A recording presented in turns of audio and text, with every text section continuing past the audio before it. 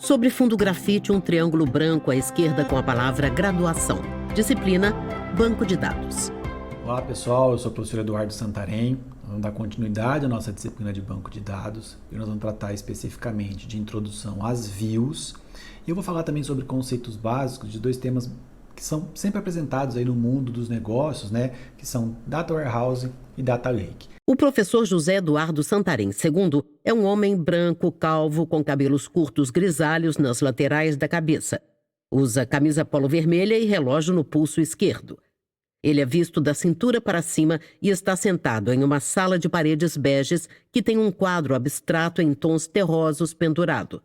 No chão, um carpete listrado em preto e branco. Do lado direito, uma mesa de canto com um porta-retratos e um vaso com flores vermelhas. A tela se divide entre a apresentação de slides à esquerda e a miniatura da janela de vídeo do professor à direita. No primeiro slide, o nome da disciplina e o tema da aula. Introdução às views e conceitos básicos sobre Data Warehouse e Data Lake. Bom, o que é uma view, A view pode ser considerado, pessoal, um caminho alternativo para a visualização de dados de uma ou mais tabelas. As views são muito utilizadas para informações calculadas, derivadas, como idade, preço total, ou então para evitar a exposição de dados restritos, como salário, dados de auditoria, entre outros. Então, as views muitas vezes são chamadas de tabelas virtuais. É muito comum o uso de views hoje em dia para quem está trabalhando com banco de dados. No contexto atual, principalmente de Big Data, análise de dados, é muitas vezes necessário criar views. Elas são muito valiosas para esse tipo de manipulação de dados. É muito comum que as empresas tenham, por exemplo, sistemas diferentes, em que elas compartilham os mesmos dados. E aí, nesse caso, o acesso dado por views é muito utilizado. As views agilizam processos de consulta e muitas vezes resguardam, pessoal, regras de negócio. Então, o que acontece? Quando eu crio uma view, eu crio uma visualização de uma tabela ou de um conjunto de dados. E às vezes eu já trago a minha estrutura de negócio, as contas que eu posso fazer ou coisas assim nessa view. E eu dou acesso a um determinado usuário para essa view só e não minha tabela original. Então eu posso manipular os dados e entregar somente o que é necessário para aquele usuário específico ou para aquele outro sistema específico. E não entregar todos os dados do conjunto de dados. Essa é uma garantia de resguardar o modelo de negócios ou então resguardar a regra de negócio do sistema, ou então resguardar mesmo um conjunto de dados que um determinado usuário não precisa ou não pode ter acesso. Bom, com a view, é possível operar comandos de definição de dados como insert, delete, update, e essas operações podem ser replicadas nas tabelas originais. Então, olha só, quando as views são criadas a partir de tabelas únicas, elas recebem operações e já replicam para tabelas originais. Produtos de bancos de dados diferentes podem executar de forma diferente essas operações. Eu tenho uma view que é baseada numa tabela original. Se ela é baseada em uma tabela só e eu procedo um comando de atualização ou exclusão de dados na view, ele vai ser replicado para a tabela original. Tem que tomar muito cuidado.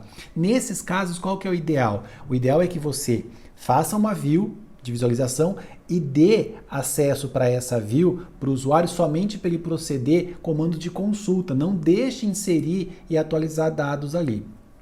Se a view vier originária de várias tabelas, não vai acontecer esse problema porque ela não vai conseguir replicar esse dado. Tá joia?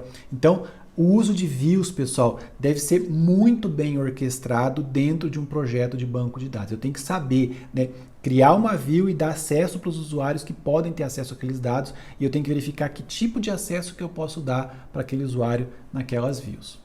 Bom, assim como são executados os comandos selects em tabelas, eles também podem ser executados na view. Tudo que a gente viu de select até agora que eu executei em tabela, eu posso proceder na view exatamente igual. Tá? A view é como se fosse uma outra tabela, tá? Mas ela é só uma tabela virtual. É possível executar consultas também que combinem dados oriundos de tabelas e views. Eu posso fazer um select com join que eu esteja juntando tabela com view, juntando tudo numa consulta só. Também isso é possível. Como que eu faço para criar uma view? Então, uma view pode ser uma representação exata de uma única tabela, e aí tem que ver para que eu vou usar isso. né? Uma view pode ser originada de um filtro de registros e colunas de uma única tabela. Então eu pego um conjunto de tabelas, né, como se fosse um select, e trago para a view somente aquele conjunto de dados para poder apresentar ou para poder entregar para um usuário ou para outro sistema. E também é possível que uma view seja constituída a partir de dados oriundos de diversas tabelas, vindos de join, de union, comandos dessa natureza, com filtros de registros ou colunas, de acordo com as necessidades do meu projeto. Novo slide com o título Criar uma view. Abaixo, um modelo de comando com 5 linhas. Create view, menor que, nome da view, maior que. Abre parêntese, menor que, nome das colunas, traço, opcional, maior que, fecha parêntese, AS. Select, menor que, nome das colunas, maior que. From, maior que, tabelas, menor que. Where, maior que, condição, menor que. Então, olha só, para criar uma view, né, o comando é o create view, aí eu vou colocar o nome da view, posso colocar o nome das colunas se eu quiser, aí eu coloco o as e aqui eu faço um comando select, ou seja, a view vai ser criada a partir de um select, eu executo um select, né, e a view é criada com esse resultado, eu crio uma view. É assim que a view é criada. Novo slide com o título Criar uma view e o comando Create view, v produto AS. Select ID, produto, vírgula, nome, from produto. Where, valor menor que ou igual a 10.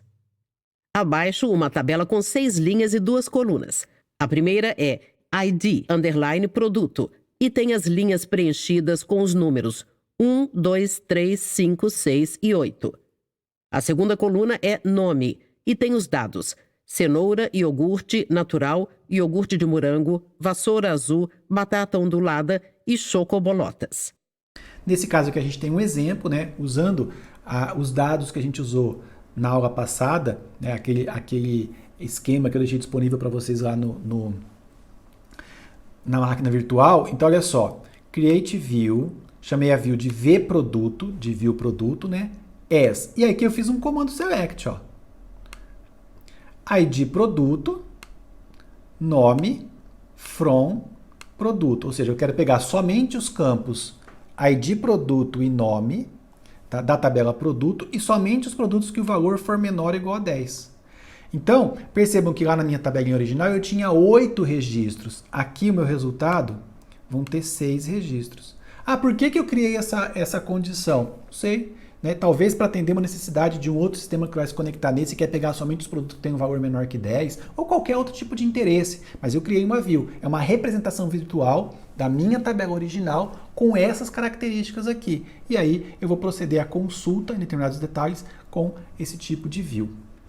Novo slide com o título Criar uma view e o comando Create view, v produto 2, abre parêntese, código, vírgula, produto, vírgula, total, fecha parêntese, AS.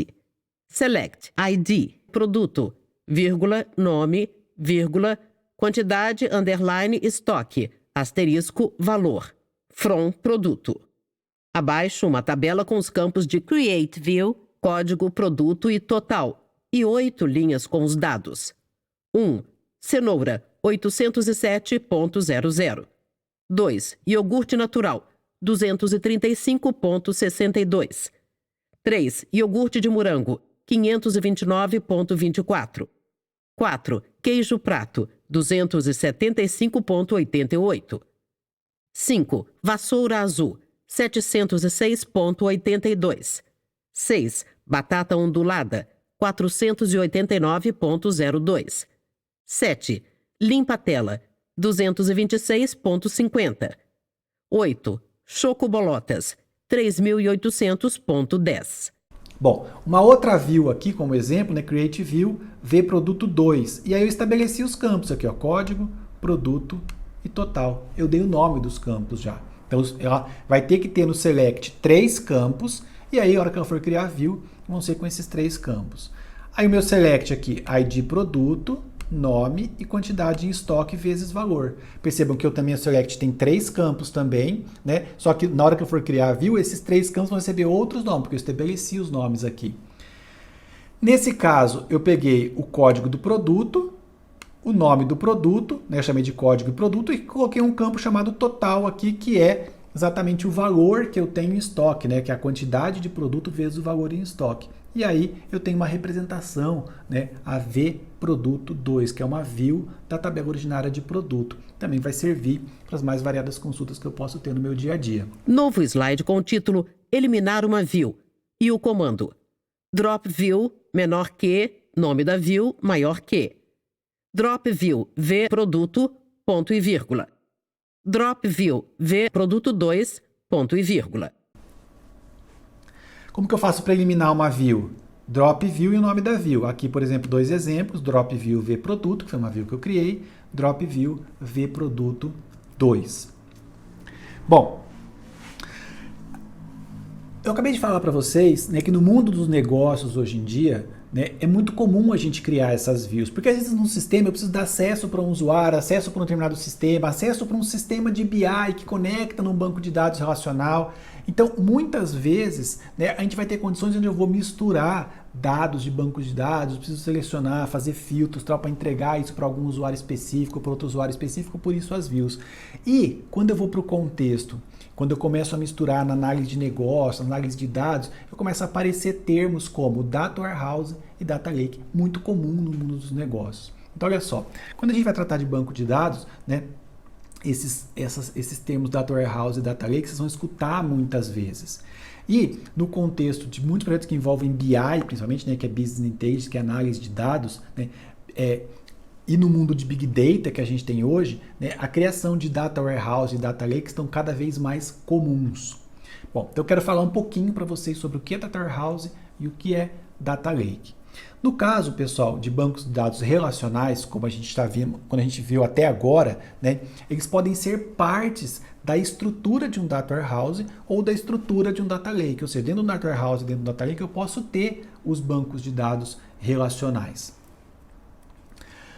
No caso específico do Data Warehouse, então olha só, o Data Warehouse é uma estrutura de banco de dados para análise de dados e Business Intelligence. Nesse caso, né, ele tem uma arquitetura constituída para atender processamento e armazenamento de grandes quantidades de dados. Então, normalmente se monta um Data Warehouse, tá, para que eu possa proceder a análises baseadas em Business Intelligence, ou seja, análise de dados. E os dados em um Data Warehouse geralmente são derivados de uma ampla variedade de fontes, como bancos de dados de sistemas variados, planilhas, arquivos de texto, entre outros. No mundo de hoje, a gente começa a ter muitas origens de dados. Você vai numa empresa, né, ela tem às vezes 2 ou 3 sistemas diferentes, ela controla dados em planilha, ela pega dados oriundos de sensores que estão em máquinas, por exemplo, uma máquina de produção industrial, e aí você consulta. Você vai num laboratório de análises clínicas hoje, por exemplo, né, as ferramentas que fazem análise, a parte de análise, elas geram relatórios, você pode consumir esses dados. E aí o que acontece? O Data Warehouse é um ambiente onde eu consigo congregar, integrar todos esses dados. E quando eu trago tudo isso para esse ambiente, eu chamo isso de Data Warehouse. Bom, no Data Warehouse, pessoal, o registro de dados constituído com o tempo é um registro histórico muito valorizado no Data Warehouse. Ou seja, uma das coisas que se espera no Data Warehouse é que eu tenha os dados, né, registrados de acordo com o tempo. Então, essa questão da minha linha de tempo é muito importante no Data Warehouse conforme os dados vão entrando lá. Outra coisa, os dados devem ser bem estruturados antes de ingressar em um Data Warehouse, ou seja, eles seguem uma sequência lógica. Quando eu vou trazer dados de fontes diferentes, de planilhas, de bancos de dados, né, eles passam por um processo de tratamento para que eles possam adentrar ao meu Data Warehouse. Então eles só adentram ao Data Warehouse depois que eles passarem por esse processo de transformação, para atender às necessidades do Data Warehouse. Os Data Warehouse, por medida de integridade, nunca permitem que os dados sejam alterados. Ou seja, né, essas bases são estritamente para inserção de dados e depois para posteriores consultas. Então eu monto toda a minha regra do Data Warehouse e o dado que vai chegando ali, ele vai sendo depositado no Data Warehouse, ele nunca mais vai poder ser alterado. O dado entrou ali, ele não sai mais, ele fica daquela forma. Ele vai servir como um registro de tempo. Tá ok? Bom, é muito comum, né, num Data Warehouse, a gente usar a modelagem dimensional. né, que não usa os dados normalizados. Tudo que a gente fez de normalização, né, do modelo relacional, ele é um pouco diferente num Data Warehouse, principalmente pelo volume de dados. Não dá para a gente ficar fazendo consultas, né, com join dentro do Data Warehouse pelo volume de dados. Tornaria praticamente impossível, né, em termos de desempenho, da gente fazer proceder consultas no Data Warehouse. Então a gente tem uma modelagem dimensional. Os dois principais modelos aí usados, né, os principais tipos de modelagem utilizada, modelagem dimensional, são o esquema STAR, né, que é o modelo baseado em estrela, e o Snowflake Schema, que é o floco de neve, que são modelos baseados em tabelas fato e dimensão, e que quem tem interesse nesse assunto, né, eu considero que estude esses modelos de modelagem dimensional, porque ele é um pouco diferente do que a gente estava vendo no modelo relacional. Lembrando que tudo isso tem a ver, pessoal, com desempenho, tá? Para que a gente possa proceder consultas no Data Warehouse. Novo slide com o título Data Warehouse e o subtítulo Principais Características, por William Inman, pai do Data Warehouse. Bom, quais são as principais características de um Data Warehouse, né? Então, normalmente ele é orientado ao assunto. Então, eles podem analisar dados sobre um determinado assunto ou uma área funcional, como vendas, por exemplo. Então, normalmente você monta um Data Warehouse para atender uma questão ou para atender um conjunto de questões relacionadas a um tema, e aí junta dados de várias fontes para atender esse tema. Normalmente os dados são integrados, ou seja, os Data Warehouses criam consistência entre diferentes tipos de dados de fontes distintas. Vem dados de fontes distintas, sistemas, bancos, planilhas, eu junto tudo e crio consistência entre eles. Ele é não volátil. Quando os dados estão no Data Warehouse, eles são estáveis e eles não mudam. Então eu falei para vocês que esses dados entrou no Data Warehouse, eles não podem mais ser alterados. E eles são variáveis de acordo com o tempo, ou seja, um Data Warehouse permite analisar as mudanças de dados com o tempo. Então, o dado vai sendo registrado com o tempo, e aí, conforme a informação vai mudando, a gente consegue olhar para o Data Warehouse desde o começo e ver como é que o dado mudou, né? Como é que a informação mudou a respeito desses vários registros de dados que a gente teve. Novo slide com o título Data Warehouse. Abaixo, o tópico Composição e os subtópicos. Banco de dados relacional. Uma solução de ETL, extração, transformação e carga de dados. Recursos de análise e mineração de dados. Recursos de visualização de dados. Abaixo, uma imagem com um grande retângulo nomeado Business Intelligence. Dentro dele, um fluxograma com formas geométricas interligadas por setas, da esquerda para a direita. Os retângulos CRM em verde e Database em roxo se ligam por setas a ETL Process, um quadrado azul ao centro. Acima, o elemento ERP em laranja. E abaixo, Files em azul, ambos se conectando por setas ao quadrado central ETL Process. Dele parte uma seta para a direita que aponta para o cilindro azul, Data Warehouse, que contém um cilindro menor nomeado Data Marts. Do cilindro Data Warehouse partem 3 linhas com os termos Reporting, Ad Hoc Reporting e OLAP Analysis. Abaixo da imagem a informação: o Data Warehouse é parte do processo de Business Intelligence, BI. Bom, essa é uma composição básica aqui de um Data Warehouse. Então, normalmente ele tem o banco de dados relacional para guardar informações. Normalmente ele tem uma solução de ETL, que é extração, transformação e carga. Lembra que eu falei para vocês, tudo que vai entrar no Data Warehouse tem que ser tratado, tem que atender às necessidades do Data Warehouse, porque ele tem um conjunto de especificações definida. E aí eu transformo os dados das origens para poder depositar no Data Warehouse. Ele tem recursos de análise e mineração de dados, e ele tem recursos de visualização de dados. Então essa é a minha estrutura, né, de um BI, né, que normalmente tem lá dentro um Data Warehouse. Bom, e o que é um Data Lake? Vocês não está muito falar de Data Lake, né? É uma estrutura de banco de dados do tipo repositório que armazena um grande conjunto de dados em seu formato nativo, um pouco diferente do Data Warehouse, né? Eu pego essas fontes de dado, né, e trago elas direto para o meu Data Lake. Então, os dados de um Data Lake normalmente não permitem uma visão refinada dos dados, né? Ou seja, eu já trago o dado do jeito que ele está na origem, eu só junto tudo num lugar só, por isso um repositório. Um Data Lake recebe os dados sem qualquer tipo de tratamento específico, pessoal, é no estado natural mesmo, né? E eles podem posteriormente ser utilizados para uma variedade de finalidades muito grande. Bom, a arquitetura do Data Lake é simples, né, porque ela não é definida anteriormente ao recebimento dos dados, diferente do Data Warehouse. Como são coletados de várias fontes e armazenados em seu estado original, né, eles são apenas replicação dos conjuntos de dados de outras fontes. Os conjuntos de dados podem ser dados estruturados, dados semi-estruturados ou dados não estruturados. Né? Pode ser conjunto de textos, por exemplo, que são colocados ali. Então, dados não estruturados. E uma grande vantagem do Data Lake, pessoal, é a velocidade de acumulação de dados, porque não exige qualquer tipo de limpeza ou tratamento, o que acontece no Data Warehouse. Então, o Data Lake, eu abro o Data Lake e começo a trazer dados. Não preciso tratar, não preciso limpar, eu simplesmente jogo os dados lá, acumulo os dados. Isso torna o processo muito rápido. Quais as diferenças, então, que eu tenho aí, né, entre o Data Warehouse e um Data Lake? Normalmente, um Data Warehouse trabalha com dados limpos, estruturados e organizados. Isso, de certa forma, é caro, né, e eu posso demorar um grande tempo para conseguir pegar os dados e colocar no Data Warehouse, porque tem todo um processamento para o dado entrar no Data Warehouse. Normalmente são grandes volumes, né, utilizados por analistas que já sabem o que querem como resultado. Então, o Data Warehouse é preparado para atender uma determinada demanda de um determinado, de um determinado tema, né, de um determinado assunto, como vendas, por exemplo. Né? E o hardware, pessoal, de um Data Warehouse normalmente é um hardware mais caro. Já o Data Lake é um pouco diferente. Os dados são brutos, então eles não são limpos, não são processados. Eu pego os dados e jogo tudo lá, dentro do Data Lake.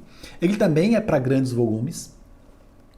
Ele é utilizado por analistas de dados que esperam encontrar informações novas. Então, quando um analista, né, um cientista de dados, vai olhar para um Data Lake, ele vai lá olhando os dados na sua forma natural, porque ele vai proceder, executar algoritmos, executar comandos para tentar descobrir coisas novas, né? Tentar olhar para aqueles dados, né, e encontrar padrões que até então ele não conhecia. Por isso ele vai no dado original, no dado natural. E o hardware normalmente é um hardware mais acessível, ou seja, tem um custo mais barato. Essas são as diferenças aí que a gente tem entre um Data Warehouse e um Data Lake. A janela de vídeo do professor fica em tela cheia. Bom, a gente finaliza assim mais essa aula, né? Esse é um tema bastante novo, Data Warehouse, principalmente Data Lake, são termos aí que surgiram há pouco tempo no mercado. Data Warehouse nem tanto, mas Data Lake sim, né? E é importante, né, que se vocês têm interesse em trabalhar nessa área, que se aprofundem nos estudos sobre isso, nos nossos livros texto aqui da disciplina, mas também em muitos outros materiais que a gente tem disponíveis aí a respeito desses temas. A gente se vê na próxima aula. Linhas retas se cruzam em um esboço das letras T e V, que são preenchidas em vermelho e compõem o logo da Univesp TV, Universidade Virtual do Estado de São Paulo. univesptv.com.br